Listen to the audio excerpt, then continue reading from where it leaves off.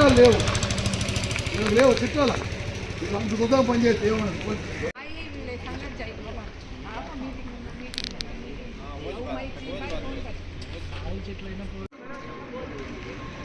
చూడండి చెప్పి వచ్చినాడంటే ఎట్లా వస్తారా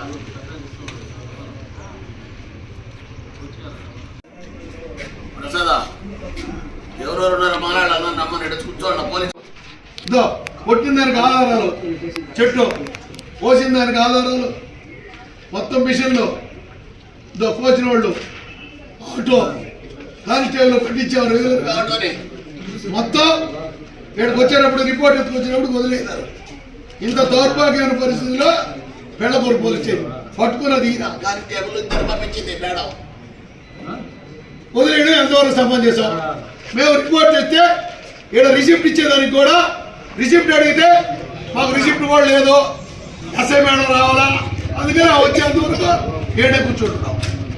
దయచేసి ఇంకెవరికైనా డౌట్లు ఉంటే రిపోర్ట్ ఇచ్చి చదువుకోవచ్చు. వాయిస్ ఉంది కదా పనికి రాకపోతే ఇప్పుడు రిపోర్ట్ ఇచ్చాం. రిపోర్ట్ ఇస్తామంటే రిసిప్ట్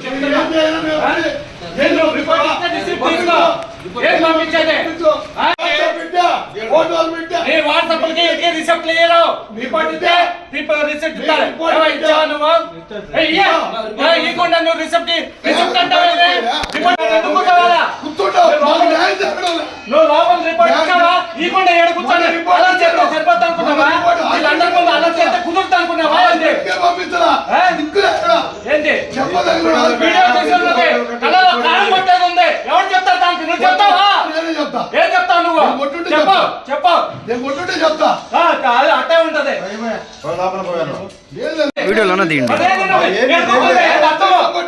ఆయన కంప్లైంట్ ఇస్తే లోపల ఇస్తాడు, అంతేగాని ఏడు కూర్చుంటే ఇస్తాడా? మేము వచ్చి నీకు చెప్పాలా రిపోర్ట్ ఎక్కడ ఇవ్వాలనేది చెప్పాలి మాకు. చట్టం ఒప్పుకోదు, చట్టం చట్టం చేస్తుంది. చేసింది కాదు, అట్టగే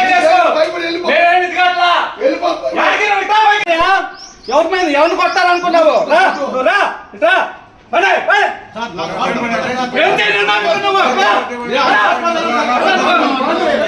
నువ్వు పదా బయటికి అనవసరంగా ఇక్కడ న్యూసెన్స్ చేయబాక.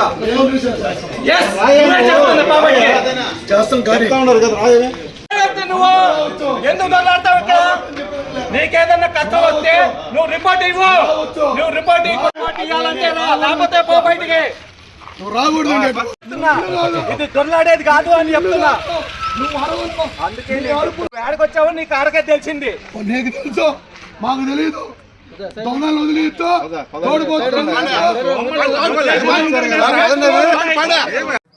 సుమారు 8:30 కొంతమంది వ్యక్తులు ఆటోలో వచ్చి మా మన్నేమత చెరువు కట్ట మీద ఉన్న వేప చెట్లను ఒక 5-6ని రంపాలతో కోసి ఆటో పెట్టుకుని కోస్తుండగా హరిబాబు రెడ్డి అయిన మా సర్పంచ్ అక్కడికి వెళ్ళి నాకు ఫోన్ చేయడం జరిగింది.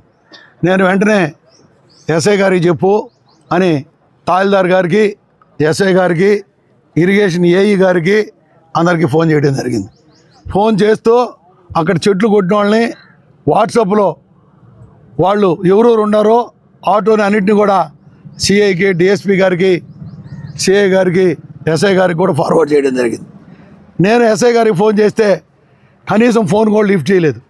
3-4 సార్లు చేశా. ఇంకా హరిబాబు రెడ్డి ఫోన్ చేసి కానిస్టేబుల్స్ని పంపించడం జరిగింది.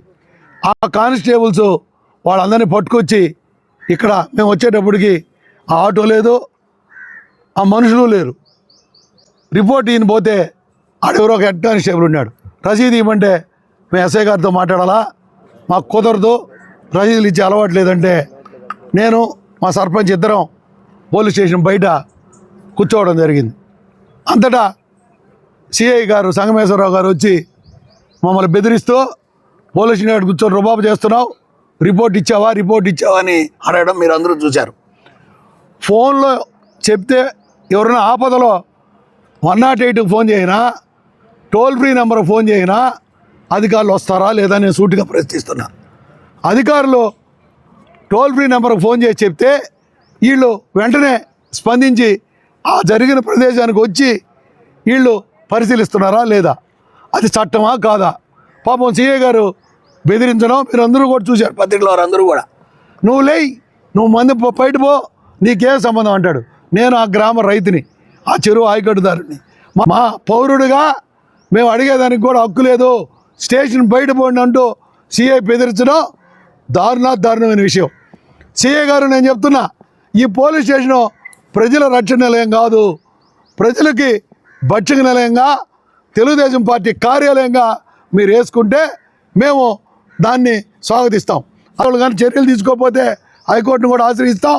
ఖచ్చితంగా ఆయన బెదిరిస్తే పారిపోను.